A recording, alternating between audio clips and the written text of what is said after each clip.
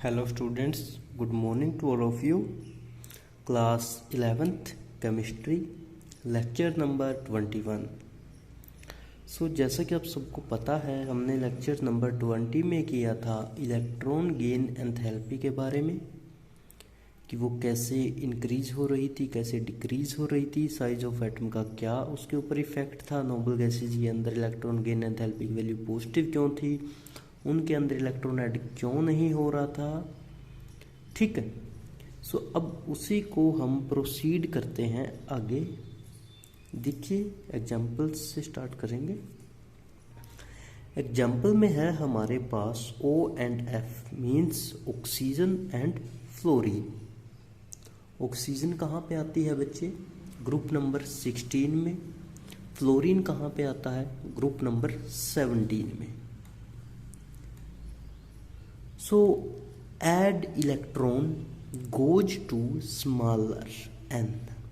कहता है जब ऑक्सीजन में या फ्लोरीन में इलेक्ट्रॉन को ऐड किया जाता है तो जो इलेक्ट्रॉन ऐड होता है वो होता है n में, और n का नंबर कितना है? 2। और ये 2 क्यों है? क्योंकि हम बात कर रहे हैं सेकंड पीरियड की। क्लियर? ये दोनों कहाँ पे आते हैं? सेकंड पीरियड में आते हैं। इलेक्ट्रॉन कहाँ पे ऐड होगा? N2 में ऐड होगा।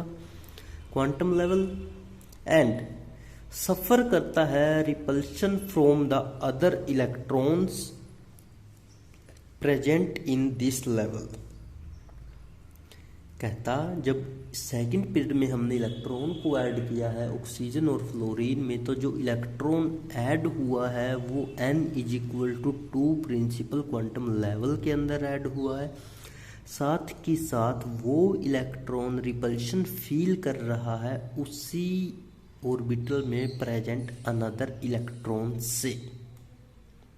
क्लियर? देखिए कैसे।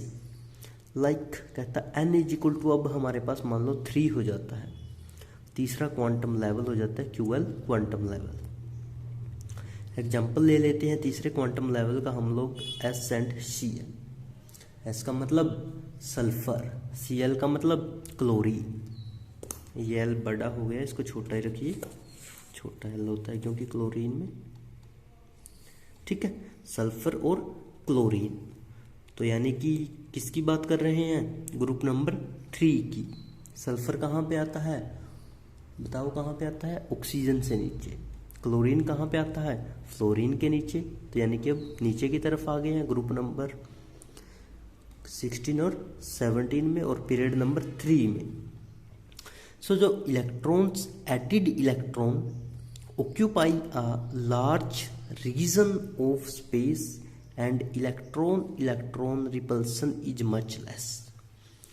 अब कहता जब हमने पीरियड नंबर 3 में इलेक्ट्रॉन को ऐड किया है तो उसको ऐड होने के लिए उसके पास एफिशिएंट स्पेस है, और जो इलेक्ट्रॉन रिपल्शन ऊपर हो रही थी, ऊपर का मतलब सेकंड पीरियड में, सेकंड पीरियड का मतलब ऑक्सीजन और फ्लोरीन में, अब वो रिपल्सन थर्ड क्वांटम लेवल के अंदर नहीं है।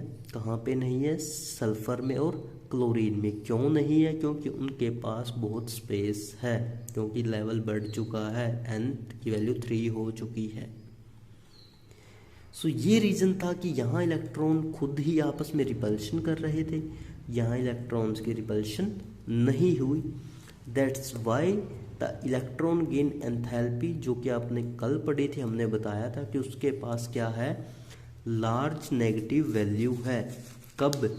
जब हम upper right of periodic table जा रहे थे, या फिर हमने जर्नल रूल भी पढ़ा था, वो कहता था कि इलेक्ट्रॉन गेन एंथैल्पी क्या है? कहता मोर नेगेटिव होगी जब एटॉमिक नंबर बढ़ेगा अक्रॉस अ पीरियड में। और अब यहाँ पे जब लोग देख रहे हो आप लोग, तो ऑक्सीजन से जब फ्लोरीन की तरफ जा रहे हैं तो एटॉमिक नंबर बढ़ रहा है, तो उसकी वैल्यू कैसी होगी? नेगेटिव। क्यों?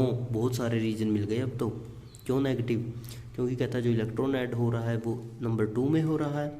नंबर 2 में होने की वजह से जो इलेक्ट्रॉन है उनकी आपस में रिपल्शन हो रही है। रिपल्शन हो रही है तो उसकी वैल्यू पॉजिटिव कैसे हो सकती है? ठीक है स्टूडेंट्स, यहाँ तक कोई डाउट? ये आपका टॉपिक था electron gain enthalpy. Now we start with our next topic that is electronegativity. Electronegativity, electro का मतलब इलेक्ट्रॉन्स, नेगेटिविटी का मतलब नेगेटिव चार्ज कब आता है, जब इलेक्ट्रॉन एक्सेप्ट हो जाते हैं किसी मेटल पे, एलिमेंट पे। देखिए क्या होता है इसका मतलब। इलेक्ट्रोनेगेटिविटी क्या कहता है, ability of an atom in a chemical compound to attract the shared electron towards itself. यानी कि उस एटम की वो एबिलिटी, उस एटम की वो योग्यता एक केमिकल कंपाउंड के अंदर जो क्या करे, शेयर्ड जो इलेक्ट्रॉन हो रहे हैं, शेयर्ड इलेक्ट्रॉन का मतलब लाइक दो चीज़ों से मिलके बॉन्ड बन रहा है, दो इलेक्ट्रॉन से, और वो एक बॉन्ड दो चीज़ों के बीच में है। कुछ भी मान लो आप, ए बी के बीच में एक बॉन्ड है, वो ए और बी के बीच में जो बॉन्ड है वो शेयर्ड पेयर से ही बन रहा है ना। तो उन इलेक्ट्रॉन को अपनी तरफ अट्रैक्ट करने की पावर, अट्रैक्ट करने की योग्यता, क्षमता, एबिलिटी उस एटम की होगी, उस चीज़ को बोला जाएगा इलेक्ट्रोनेगेटिविटी। क्लियर? यानी कि ability of the atom in the chemical compound to attract the shared pair of electron towards itself. Clear? Pair नहीं आएगा, एक इलेक्ट्रॉन हो सकता है, बाद में देखेंगे वो आगे बढ़ेगा जब केस। उसके बाद it is not measurable quantity, इस क्वांटिटी को कहता आप मीज़र नहीं कर सकते।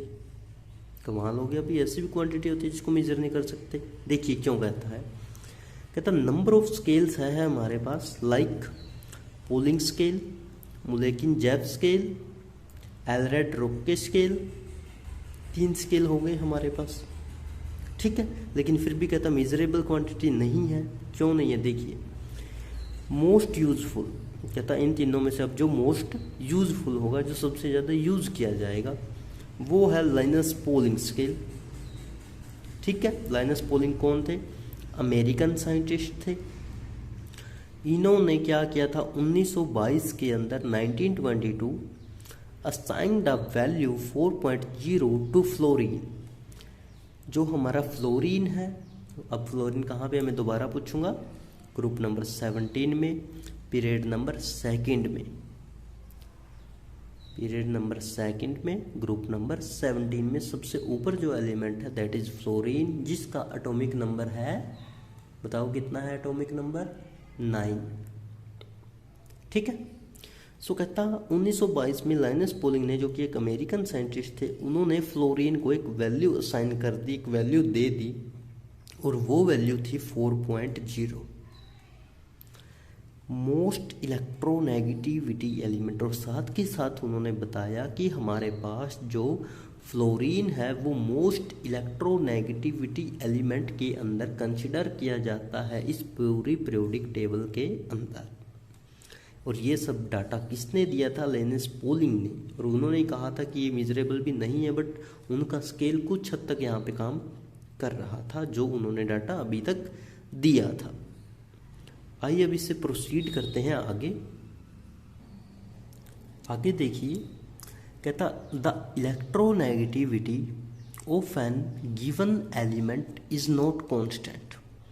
कहता अगर हमें कोई एक एलिमेंट दे दिया जाता है तो जो उसकी इलेक्ट्रोनेगेटिविटी होती है, ऐसा नहीं है कि वो कांस्टेंट होती है। अगर मान लो किसी की 5 है तो जरूरी नहीं वो 5 ही रहेगी, कांस्टेंट नहीं है वो वैल्यू। It vary where it is bound. कहता ये वेरी कर जाएगी, कब कर जाएगी, ये डिपेंड अपॉन करता है उस चीज़ पे कि वो किसके साथ बाउंड हुआ है। लाइक ए बी एलिमेंट थे, पहले हमने बोल दिया कि ए की हमारे पास इलेक्ट्रोनेगेटिविटी 5 है। अब ए बी था पहले, तो अब मैं बोल देता हूँ बी की बजाय कोई एलिमेंट आ गया सी। अब कहता वो वैल्यू क्या हो गई, चेंज हो गई, क्योंकि बी के साथ उसकी एक अलग टाइप का इंटरेक्शन थी, अलग टाइप की बॉन्डिंग थी, सी के साथ अलग होगी। तो ये डिपेंड अपॉन करता है, कहता वो किसके साथ बाउंड है, किसके साथ बंधा हुआ है, किसके साथ बॉन्डिंग में। सो इस वजह से नॉट मीजरेबल। कहता यही कारण है जिसकी वजह से हम इसे मीजर नहीं कर सकते। पहले ही बोला था ना कि मीजर नहीं कर सकते, उसी का आंसर आया है अभी आपके पास, क्यों नहीं मेजर कर सकते? क्योंकि ये वैल्यू कांस्टेंट नहीं है। अगर वैल्यू फिक्स होती कि 5 ही रहनी थी तो ए बी के साथ भी 5 रहती, ए सी के साथ भी। ठीक है, यहाँ तक। कल इससे प्रोसीड करते हैं आगे।